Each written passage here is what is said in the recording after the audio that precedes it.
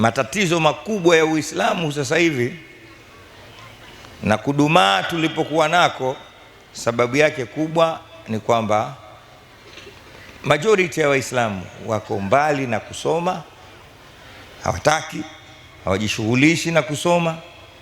Mbaya zaidi, hata wale wasomi wanashindwa kumachua kile walichokisoma kwa kikirudisha katika jamii. Msomi mkubwa kama Sheikh Singa hivi kapoteza umri wake, kasoma Sheikh Abramani kisha karudi, badala ya kuwa yeye ni mtatuzi au mfumbuzi wa tatizo, yeye anakuwa ndiyo tatizo katika jamii.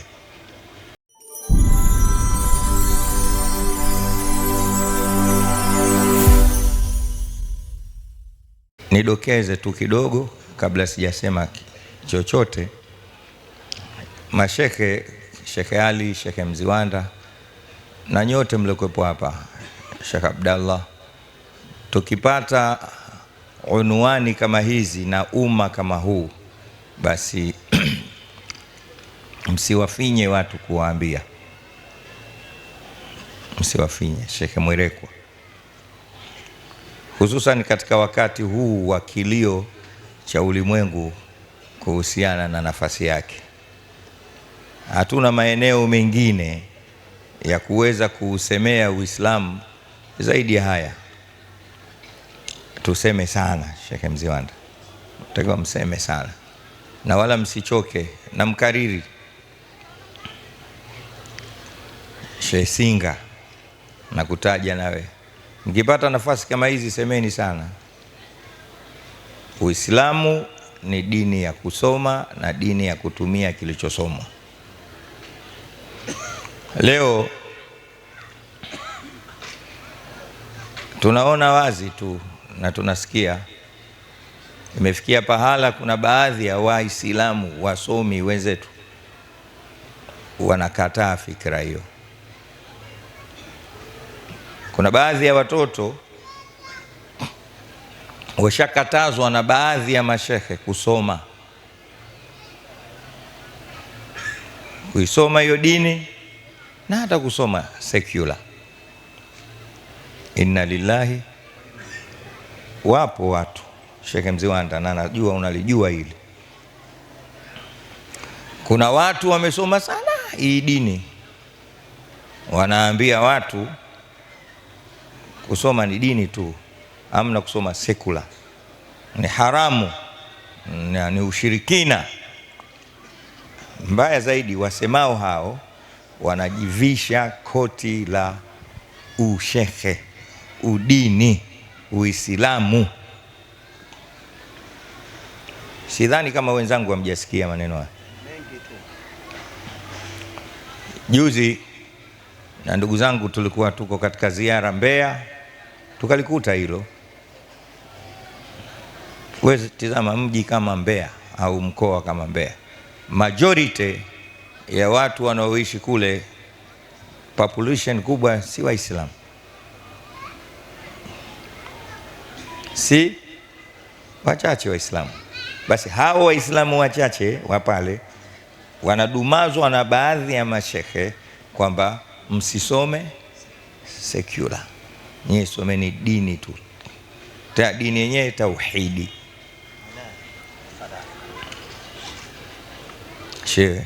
Sheikh Singa, ukipata nafasi hapo, nasimama sasa kama kiongozi wako, sema sana hili sema sana. Nimeanza hivyo kwa sababu gani? Kuna al-mufakkir Dr. Abdul Qadir Auda ametunga kitabu kidogo, kakitaje al-Islamu baina jahli abnaihi wa ajzi ulamaihi. Kidogo vipo humo, siku hizi hata ukiandika, ukiingia katika mtandao hapo hapo kinakujia al-Islamu baina jahli abnaihi wa ajzi ulamaihi, akionyesha kwamba matatizo makubwa ya Uislamu sasa hivi na kudumaa tulipokuwa nako, sababu yake kubwa ni kwamba majority ya Waislamu wako mbali na kusoma, hawataki, hawajishughulishi na kusoma. Mbaya zaidi, hata wale wasomi wanashindwa kumachua kile walichokisoma kwa kikirudisha katika jamii. Msomi mkubwa kama Sheikh Singa hivi kapoteza umri wake, kasoma Sheikh Abramani kisha karudi, badala ya kuwa yeye ni mtatuzi au mfumbuzi wa tatizo, yeye anakuwa ndiyo tatizo katika jamii. Tuseme ukweli tu. Sasa watu wanawakimbia wanachuoni, akitokea hivi sasa wanaudhu billahi, sijui anakuja kutuambia nini huyu. Mkipata nafasi ndugu zanguni, hii ndio fursa, umma kama huu, semeni ukweli tu, na sio wakati sasa wa kuwa mtu unajinasibisha zaidi elimu kwa sababu ya kuvuruga watu badala ya elimu yako kusaidia watu. Itakuwa hujaelewa hii. Uislamu ni dini ya kusoma na kutumia ulichokisoma. Unakitumia wapi?